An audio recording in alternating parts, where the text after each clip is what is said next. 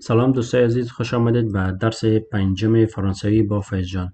ما شما در درس چهارم با روزهای هفته و ماههای سال و نحو تلفظ آن آشنایی پیدا کردیم. درس پنجم فرانسوی با فیض جان مربوط به اعداد می شود که با هم یک جا با نحو تلفظ آن آشنایی پیدا خواهیم کرد. اعداد در فرانسوی و فرانسوی میشه nombre en français. nombre en français.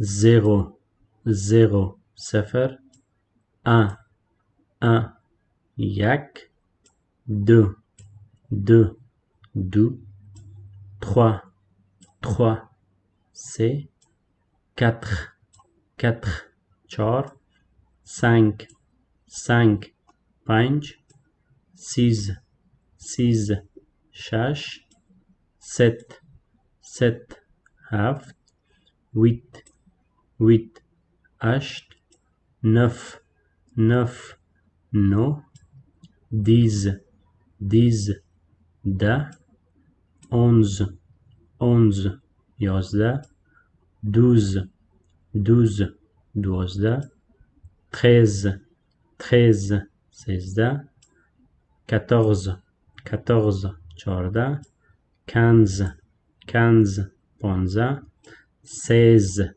16 16 البته 16 را با 6 اشتباه نگیرید. تلفظ از 6 به معنای 6 و 16 به معنای 16. 17 یعنی 10 ست هم به معنای 7. پس میشه 17 17 17 18 18 18 19 19 19 و 20 هم میشه و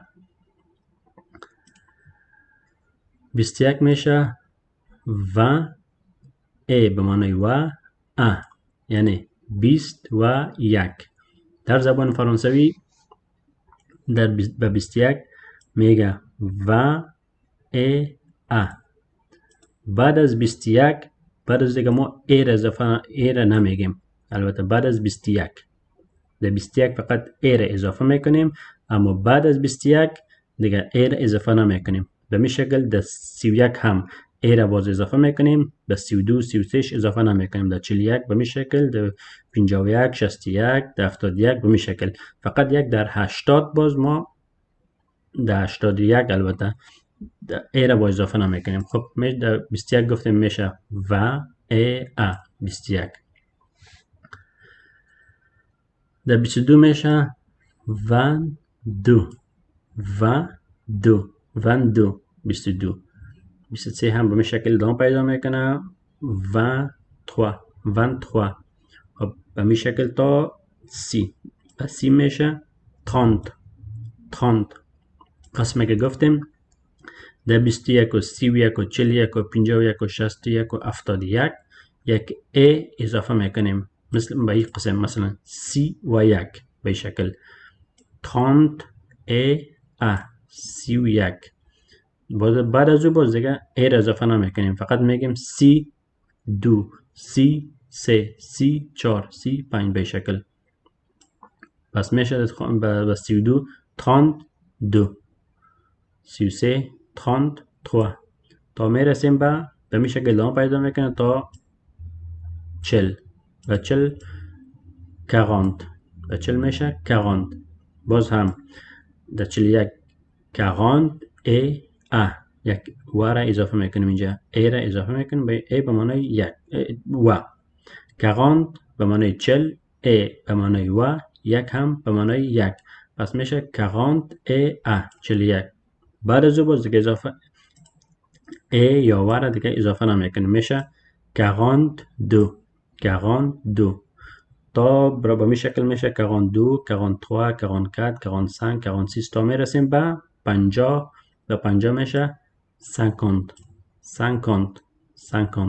50. ایش هم به می شکل اگر 51 بگوییم بازم یک ای اضافه میکنیم، میگیم 50 ای فقط در 51ش. بعد از 52 53 باز به شکل ساده میگیم 50. 2 53 54 مثل همون 21 و 31 و 41 ادامه پیدا میکنه تا میرسیم به 60 60. در 60 هم به این شکل در 61 یک ای اضافه میکنه میگیم 60 ای ا 61. بعد از او باز دیگه ای را اضافه گفتیم نمیکنیم میشه 62 63 64 65 66 تا میرسیم به 70. البته به 70 در بلژیم میگه 70. البته فرانسوی زبان های بلژیم میگه 70. 70 باز هم 70 ای ا 71. بعد از او باز دیگه 72 باز ای را اضافه نمیکنیم گفتیم میشه 72 73 74. اما در فرانسه به 70 میگه 60 به معنی 60 10 هم به معنی 10 یعنی 60 10 و به این شکل میگه 70. البته در فرانسه بعد از البته در فرانسه به 71 باز دیگه مثل که بلژیم نمیگه بعد از میگه و 60 ای یک ای را اضافه میکنه در اولش مثل همون 31 و 41 11 به معنی 11 یعنی 60 و 11 میگن 60 ای 11 60 ای 11 71. بعد از او باز دیگه ای را باز هم مثل امو 21 41 دیگه اضافه نمیکنن فقط در 71 اضافه میکنن میشه 62 62 72 ببخشید 72 یعنی فرانسوی ها بعد از به این شکل میگه مثلا میگه 60 11 60 12 60 13 60 14 به این شکل میگه مثلا در 71 گفتیم میگه 60 ای 11 در 72 72 به این شکل ادامه پیدا میکنه 73 14 15 16 تا میرسیم به 80. 80 میشه 80. البته در بلژیم به 80 در فرانسوی میگه 80 یعنی 4 به معنی 4 و به معنی 20 یعنی 4 20 80 به شکل 80 80. باز هم به این شکل 80 اینجا باز فقط در بعد در 20 و 30 و 40 50 60 و 70 ای را گفتیم در 71 البته اضافه میکنیم فقط یک در 81 باز ای را اضافه نمیکنیم فقط میگیم 80 ای نمیگیم فقط میگیم 80 به این شکل ادامه پیدا میکنه 82 83 84 85 37 تا میرسیم به 90 90 90 در بلژیم میشه 90 90. فقط باز هم 91 میشه 90 ای ا باز از 92 93 گفتیم دیگه ای را اضافه نمیکنیم. اما در فرانسه به 90 میگه 90 یعنی 4 20 10 به این معنی به شکل 4 به معنی 4 و به معنی 20 10 به معنی 10 یعنی 4 20 80 و یک در هم در آخرش اضافه میکنن میگن 90 میشه 80 باشه 90 به معنی 90 البته ایره در فرانسه. خب بعد از باز هم مثل مو 71 بعد از باز میگن 91 یعنی 80 11 80 12 80 13 به شکل 91 92 93 14 به این شکل ادامه پیدا میکنه تا میرسیم به 100 به 100 میگه 100.